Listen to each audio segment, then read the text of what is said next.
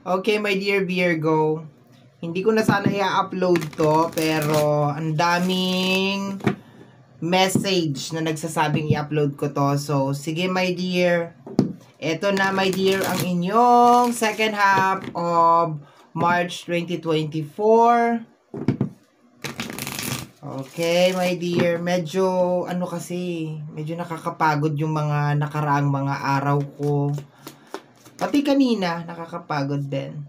Okay? I bury myself in work to forget you and I wish I could share my good news with you. So therefore, my dear, ang nakukuha ko dito, diretsuhan na tayo sa reading ha, wala nang paligoy-ligoy. Ang nakukuha ko dito, my dear Virgo, I bury myself in work to forget you and I hope I could share my good news with you. So, my dear, second half of March, meron kang mga, unang-una sa lahat, my dear, super busy ka sa trabaho. As in, sobrang busy mo sa trabaho. And, posible, my dear, na meron ka ditong gustong ma-accomplish. Ayan. Or, posible naman, my dear, na meron kang gusto na hindi mapansin or meron kang gustong makalimutan and ang only way mo para makalimot or ma-achieve ko ano may yung bagay na gusto mong mangyari, my dear Virgo, is to work. Magtrabaho na magtrabaho na magtrabaho. Ang kagandahan dito, my dear, sa Oracle card pa lang, sinasabi na kung ano mo yung tinatrabaho mo, my dear Virgo, good news siya. Ibig sabihin, nagbubunga siya or magbubunga siya, meron siyang magandang result. The only problem dito, my dear, is hindi mo siya ma-share. Okay? So, posible, my dear, na 'di ba, medyo nililimitahan mo yung mga sinasabi mo about your life o yung mga achievement mo, ganon, or baka merong tao na natatakot kang sabihin sa kanya kung ano yung mga bagay na nangyayari sa iyo, my dear. Okay. Tingnan natin. I am, ano to? Ano yan? Wala, balbas ko, bigote ko. I am absolutely in love with you. Mahal mo siya, pero parang may duda, my dear. Parang nagdududa ka dito, my dear. Mahal mo siya, so yung tinutukoy dito is tao na mahal mo pero nagdududa ka sa kanya. Okay?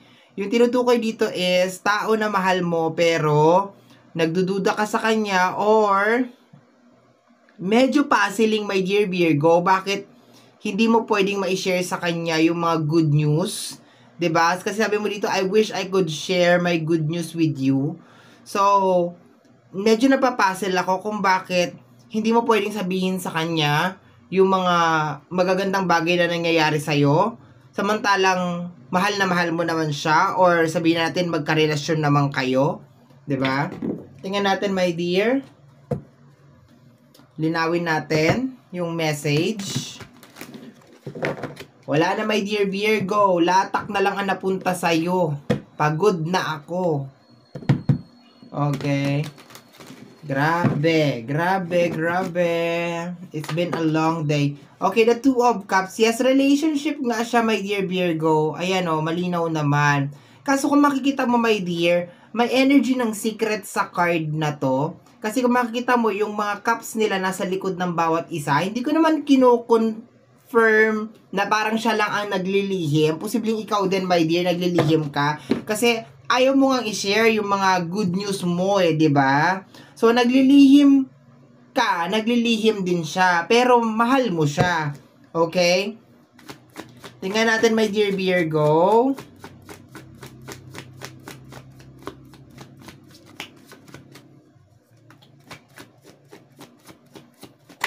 Okay, we have here the Two of Pentacles. May issue, my dear, na may kinalaman sa usapin ng pera.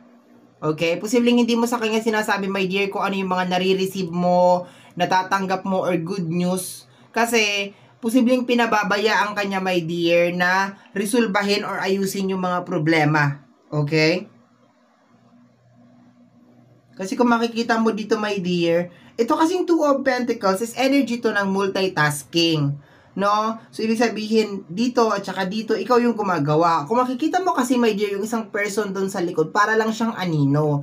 So, ibig sabihin, lulubog, lilitaw siya, lalo na sa usapin ng pinansyal. So, ngayon, my dear Virgo, na kukuha ko na kung bakit ayaw mo mag-share sa kanya ng mga achievement mo in life or ng mga bunga ng iyong mga paghihirap, something like that, or ng mga good news, di ba? Sabi mo kasi dito good news na nangyayari sa buhay mo. Kasi may something doon sa person mo. May something doon sa person mo. Ito nag-flip.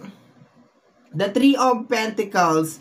Tulungan, my dear, na may kinalaman sa usapin ng pinansyal. Okay? So, doon talaga siya umiikot, my dear, sa usapin ng pinansyal. Okay? Tingnan natin, my dear.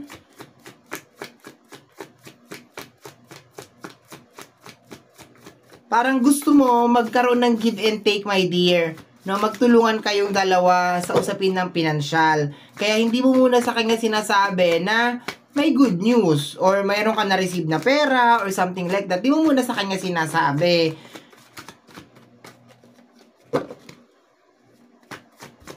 Okay, my dear. Ano yan? This is the Lover's card. Okay? So, sa relationship nga talaga siya, my dear. So, ang nangyayari dito, my dear, una, you are working really, really hard. As in, nagtatrabaho ka talaga, todo kayod ka talaga, todo diskarte ka talaga, to forget you. Para makalimutan mo, hindi naman literal, my dear, na siya mismo, pero ang nakukuha ko is para makalimutan kung ano man yung ginawa niya. Siyempre, kasama na rin siya doon.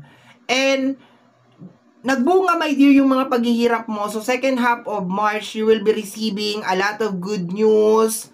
Ayan, mga resulta ng mga paghihirap mo. And, nililihim mo to, my dear, sa taong mahal mo. Ayan, oh, really obvious naman, the Two of Cups.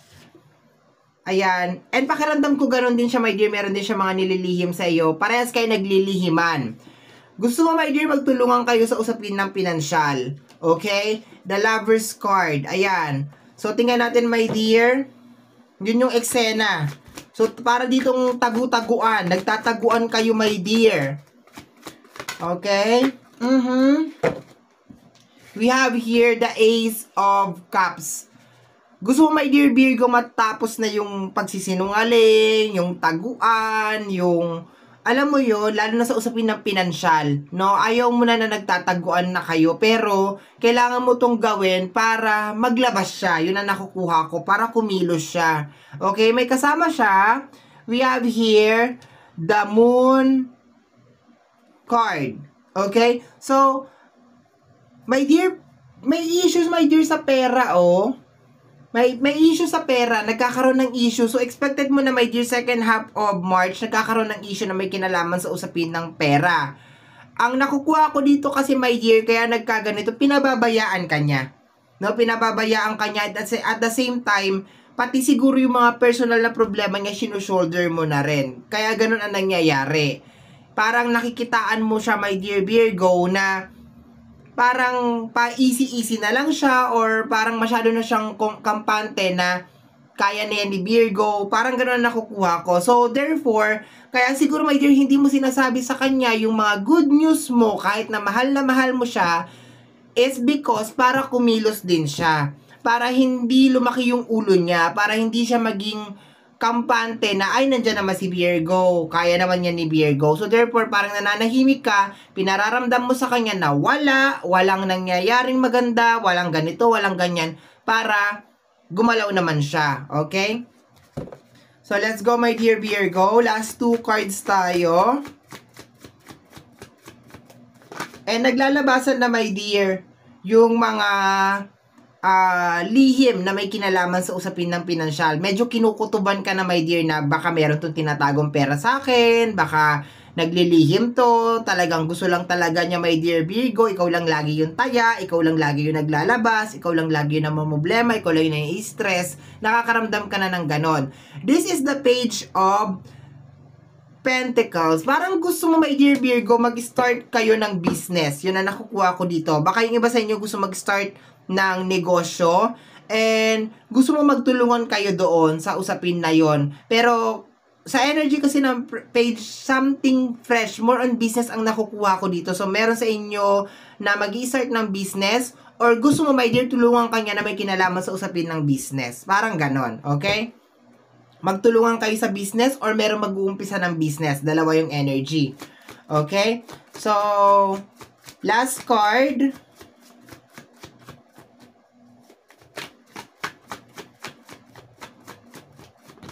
Okay? We have here the Sun card. Okay? So, mariresolve naman siya, my dear. Hindi naman ganun ka-komplikado talaga yung sitwasyon. It's just more on para naglilihiman lang talaga kayo. Second half of March. Nandoon pa rin yung pagmamahalan. Mariresolve naman siya, my dear. And pakiramdam ko makukuha naman din nung tao na yon, kung sino man to, my dear, yung message na gusto mong iparating sa kanya na kumilos ka, gumalaw ka, dahil wala ka maasahan sa akin, hindi ko i-share tong good news ko sa'yo, kung ano man tong na-receive ko, hindi ko to i-share sa'yo kasi sumusobra ka na, pagod na ako, ganun, ganyan. Bottom deck of the card is the Temperance. Sinitiis mo siya, my dear Virgo. May mga tao kang titiisin, my dear, second half of March. Meron mga tao na hindi mo share yung mga magagandang balita na mangyayari sa buhay mo. Isasarili mo na lang, my dear. Kahit na gaano mo pa sila kamahal, my dear, ikikip mo na lang sa sarili mo yung good news. Pero congratulations, my dear Virgo, kasi yung mga pinagpaguran mo, yung mga hard work mo, nagkakaroon na siya ng result. And yun nga, maganda yun para sa'yo, my dear. Meron mga mag-uumpisa na negosyo, and meron naman din mga parang kailangan ng konting improvement na may kinalaman sa usapin ng business. Okay? So, my dear Virgo, yan ang reading mo para sa yung second half of March 2024. Somehow, my dear, kung nagustuhan mo ito, especially kung napadaan ka lang, don't forget to subscribe. Pakiclick lamang po ang notification bell para ma-update ka sa aking mga upload. And free to like, free to share, free to comment sa lahat ng ating mga videos. Once again, my name is RJ, also known as Apo J. Maraming salamat po, and until next time, bye-bye! Thank you, my dear. Pasensya na, pagod ang lola nyo. Ang lolo nyo. Thank you.